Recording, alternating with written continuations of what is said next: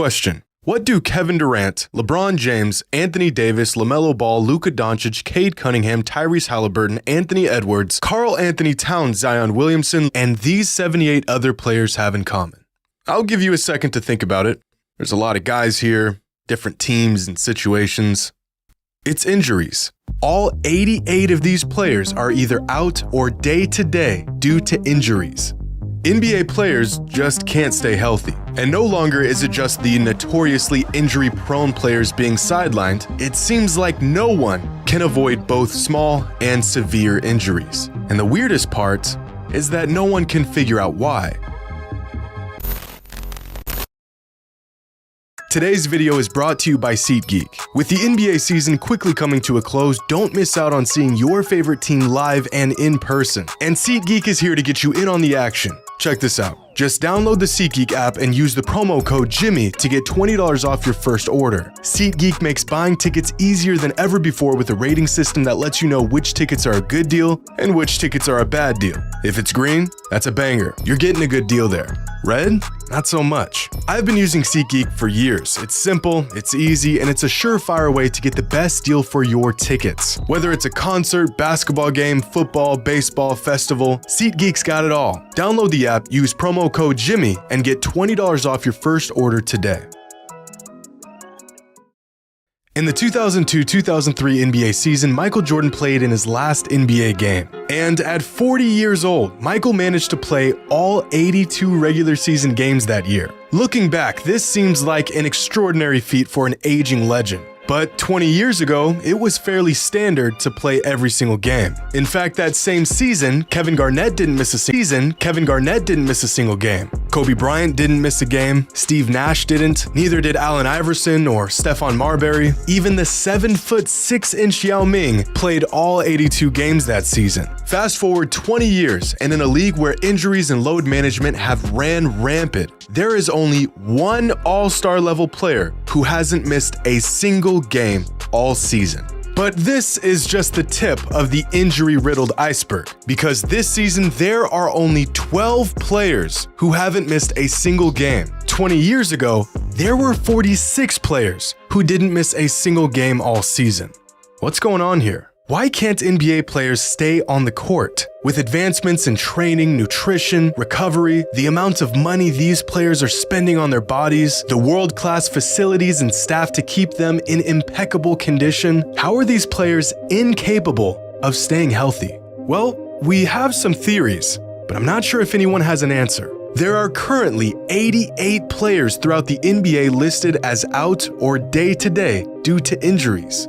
That is 20% of the entire league sidelined because of injuries. Over the last week, videos have surfaced from around the league of multiple players getting injured in the middle of their pre-game warm-ups, which has only shined an even brighter light on this issue that has been getting worse and worse each season.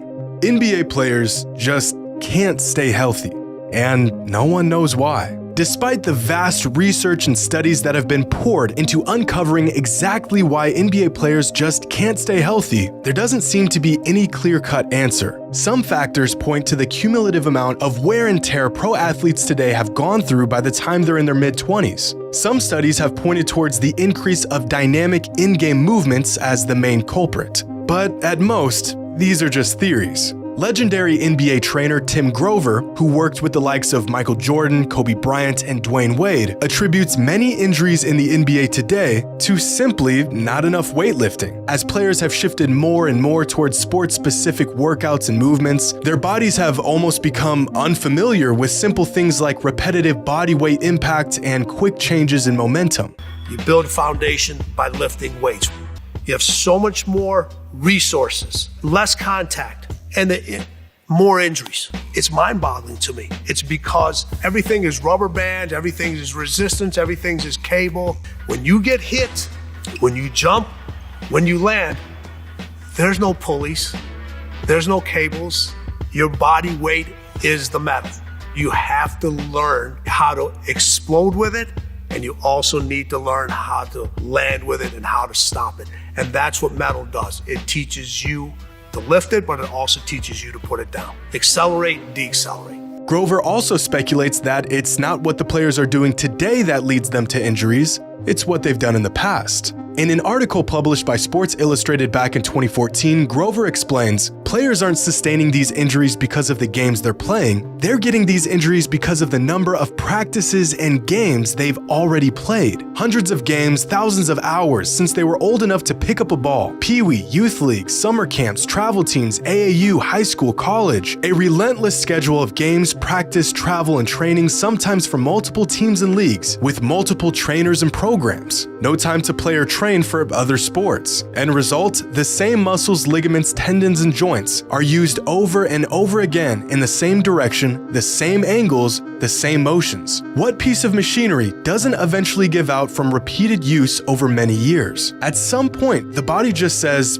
enough. Now, this theory of players putting far too many miles on their body by the time they reach the pros seems to be one of the more popular and accepted theory on these injuries. Another solid explanation for the rise of injuries around the league says the answer can be found in how the game is played today in contrast to how it was played in the past. 3 decades ago, the game wasn't nearly as spaced out as it is today. A more compact court means less ground to cover, less cuts, less movement, and less opportunity to get hurt. Instead of chasing shooters around for 48 minutes, offenses were usually played from the inside out. So defense was focused in the trenches, around the basket, where you might bang a knee or catch an elbow. Fast forward to today's game, and no player is exempt from playing cat and mouse for 4 quarters, running around screens, making 90-degree cuts at full speed, attempting to cover 15 feet in a split second as you close out on a shooter, and then forcing your body to come to a stop on a dime in an effort to not crash into him. These movements are violent. Your joints and muscles and ligaments can only move and stop and start like this so many times before they shut down. Years ago, the NBA just wasn't played at this speed, and the off-ball movement and spacing wasn't nearly this complex.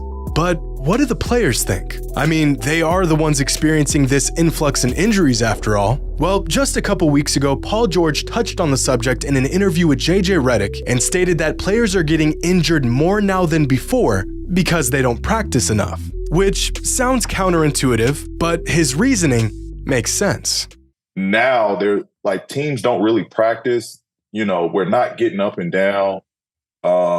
There's just, it's a lost art when it comes to that hard practicing.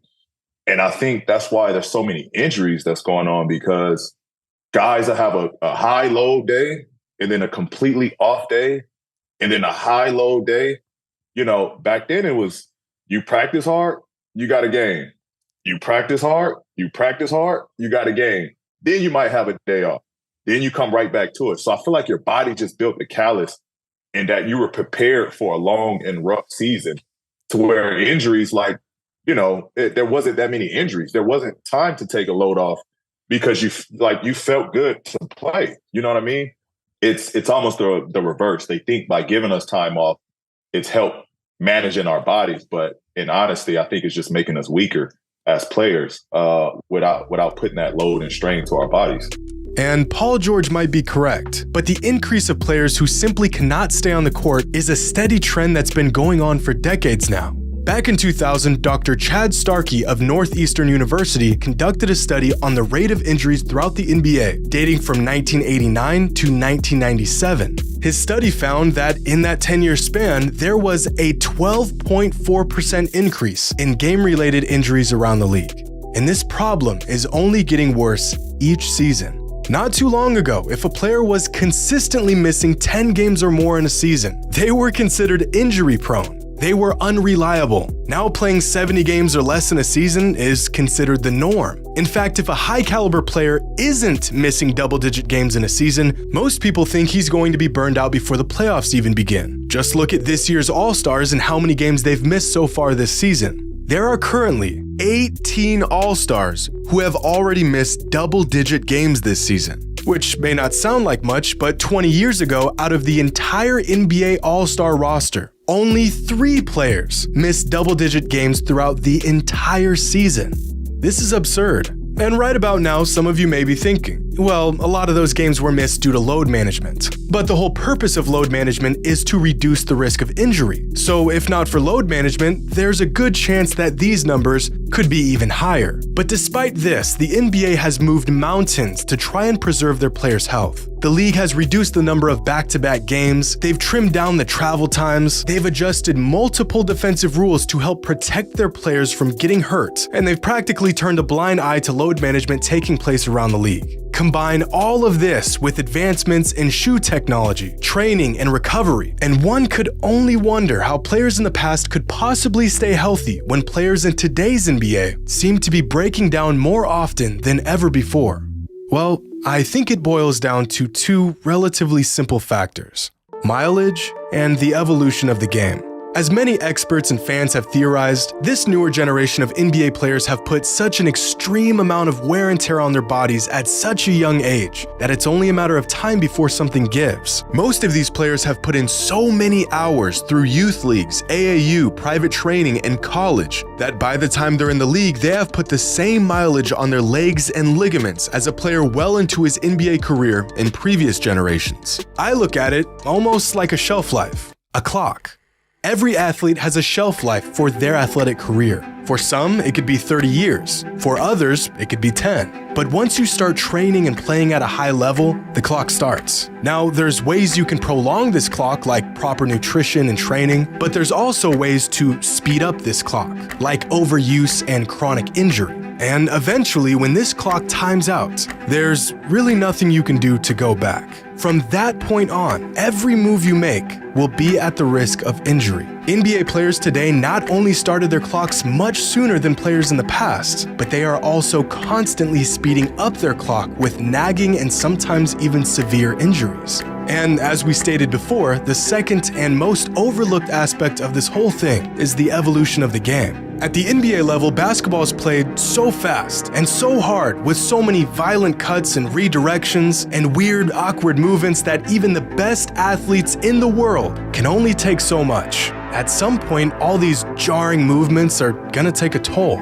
The game has slowly evolved from straight lines and 94 feet of simple one-motion actions to very complex, side-to-side, straining, aching, injury-inducing movements. And it's clear that no amount of load managing or training or improvements in technology can prevent it.